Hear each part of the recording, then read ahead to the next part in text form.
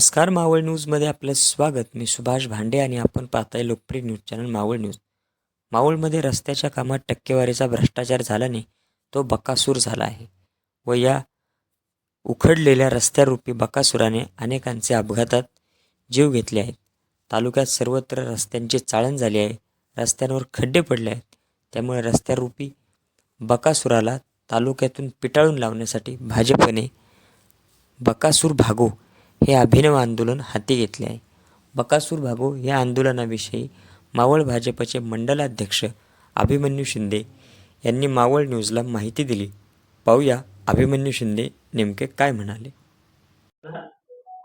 बकासूर भागो ही नेमकी काय संकल्पना आहे? बकासूर भागो ही संकल्पना म्हणजे एक काल्पनिक आहे आणि त्याच्या माध्यमातून प्रशासनाला आपल्याला त्याच्यातून संदेश द्यायचा आहे. आज आपण पाहिलं की मावळ तालुक्यामध्ये पवन मावळ, अंधर मावळ आणि नाणे मावळ आणि त्याच्यामध्ये असणारे मोठमोठांली शहरे, त्याच्यामध्ये तळेगाव असेल, लोणावळा असेल, कामशेट असेल, वडगाव असेल, देवरोड असेल, सर्वच ठिकाणी आज आपण पाहतोय सोशल मीडियाच्या माध्यमातून आपण प्रत्येक ठिकाणी खड्डे पडलेले. आता खड्डे कसे पडले? एक तर त्याच्यामध्ये असणारा खराब दर्जा ते त्याचं एक प्रमुख कारण आहे आणि असलेली टक्केवारी.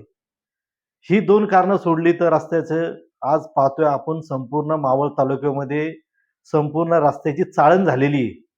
आज आमचा बंधू असेल जो रोज शाळेक जातोय आणि शाळेत जात असताना त्याला जे खड्ड्याचे धक्के जाणवतात ना, तेच आम्ही पाहतोय आणि तेच आम्हाला बकासुराच्या माध्यमातून आपल्याला सांगायचंय. हा बकासूर म्हणजे कोण आहे? जो नेहमी रस्त्यांमध्ये जो खराब दर्जाचा रस्ता बनवतो तो बकासूर आहे. बकासूर कोण आहे? बकासूर हाच आहे की ह्या रस्त्यांमुळे अपघात होतोय आणि त्याच्यामध्ये माझा बांधव त्याच्यामध्ये यमसदनी जातोय आणि याला कारणीभूत कोण आहे? तर हाच बकासूर आहे. बकासूर कोण आहे? जो बकासूर माझा बांधव शाळेला जातोय आणि आज शाळेला जात असताना त्याला जे धक्के जाणवतात ना आणि त्याच्यामध्ये जो उद्रेक होणार आहे ना आणि ज्याला जो कारणीभूत आहे तो बकासूर आहे.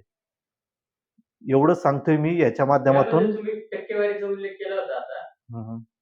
काय म्हणणं आहे नेमकं तुमचं? तालुक्यामध्ये रस्त्याची टक्केवारी कोण घेते किंवा कोण करते? आज मला सांगा, तालुक्यामध्ये एवढा विकास कामं चालू आहे आणि एवढं जर विकास कामं होत असेल तर तुम्ही दर्जेदार जर रस्ते बनवले, साधारणतः एक दर्जेदार चांगला रस्ता बनवला तर जवळजवळ तो साधारणतः 3 वर्ष तर टिकला पाहिजे, 5 वर्ष तर टिकला पाहिजे.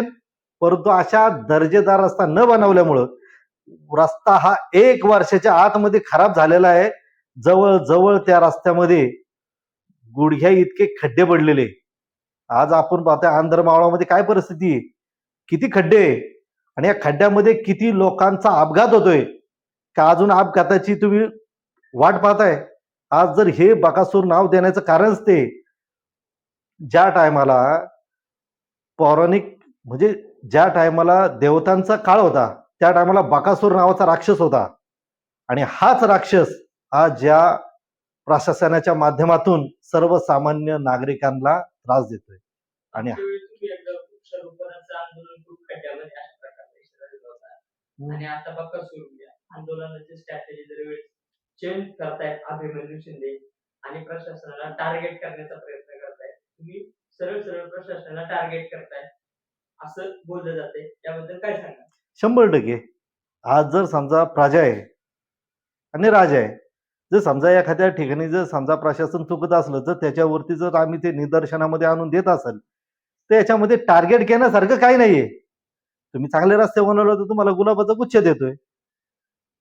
सर्वसामान्य नागरिक आहे तुमची स्तुती करेल आणि हेच जर समजा चुकीचं घडत असेल आणि त्याच्यावर जर कुणी जर बोट करत असेल तर त्याला टार्गेट म्हणणं हे चुकीचं आहे. बकासूराचं जे तुम्ही टॅगलाईन दिली आंदोलनाला, याच्या माध्यमातून भाजप आणि इतर समितर सर्व पक्षातील तरुणांना एक प्रकारे चिथावणी करण्याचं काम अभिमन्यू शिंदे करतात असेही काही मंडळी बोलतायत. त्यांना तुम्ही काय सांगाल?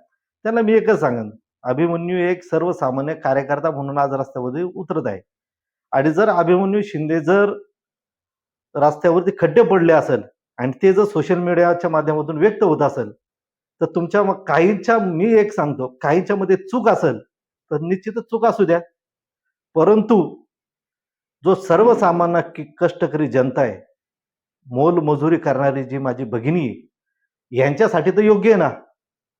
जर त्या टक्केवारीतून जर काहींना पैसे मिळत असेल, तर संपूर्ण ते नावच ठेवणार आहे. ते कुठं चांगलं म्हणणार आहे. कारण का त्यांचं सगळं भांडं उघडकीस येणार आहे. परंतु हा माझा कष्टकरी समाज आहे, कष्टकरी जनता आहे. ती निश्चितच या आंदोलनाच्या पाठीमागे आहे. सार्वजनिक बांध कमी भागाला तुम्ही निवेदन दिलेलं आहे. त्यांच्या अधिकाऱ्यांचा तुम्हाला आतापर्यंत काही रिप्लाय आला का किंवा भेट घेतल्यानंतर ते काय म्हणतात? आता आम्ही त्यांना सर्वत्र आम्ही कालच्याला गेलो होतो. त्याच्यामध्ये मी स्वतः होतो, विकास घारे होते, समीर भोसले होते आणि त्यांच्याशी आम्ही सांगितले आणि त्यांना एक 7 दिवसाचा मुदतही ते आम्ही दिलेली. आता ह्या 7 दिवसामध्ये आम्ही काय करतो, एक आंदोलनाची दिशा आहे. जर आपण एखादं आंदोलन करत असेल, तर एखाद्या प्रशासनाला काही दिवसाची मुदतही दिली गेली पाहिजे. समजा पावसाळा आहे. आम्ही 7 दिवसाची त्यांना मुदत दिलेली आहे. हे आंदोलन डॉक्टर बाबासाहेब आंबेडकरांनी जी राज्यघटना लिहिली आहे, त्याच्या लोकशाहीच्या पद्धतीने चाललेलं आंदोलन आहे.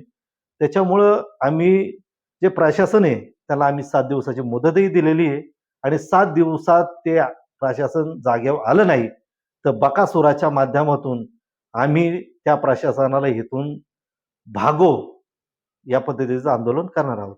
मावळ तालुक्यामध्ये विकासाची गंगा वाहते, परंतु या गंगेचं पाणी हा बकासूर पितोय असं वाटतं आपल्याला. आता काय आहे, आता तुम्ही पत्रकारांनी सांगितलं म्हटलं, मला आता तो विषय काय माझा नाहीये. परंतु ह्या रस्त्याच्या माध्यमातून तर निश्चितच मी सांगू शकेन. आंदोलनाची काय तारीख वेळ निश्चित करणार आहात? अजून नाही. जोपर्यंत 7 दिवसाची मुदत होत नाही आणि एकदा 7 दिवस होऊन गेले, तर माझी सर्वसामान्य जनता असेल, काही पक्षाचे सर्व राजकीय पक्षांना प्रतिनिधी असेल, त्यांना सगळ्यांना एकत्र घेऊन आम्ही आंदोलनाची योग्य वेळी योग्य दिशा आम्ही ठरवू.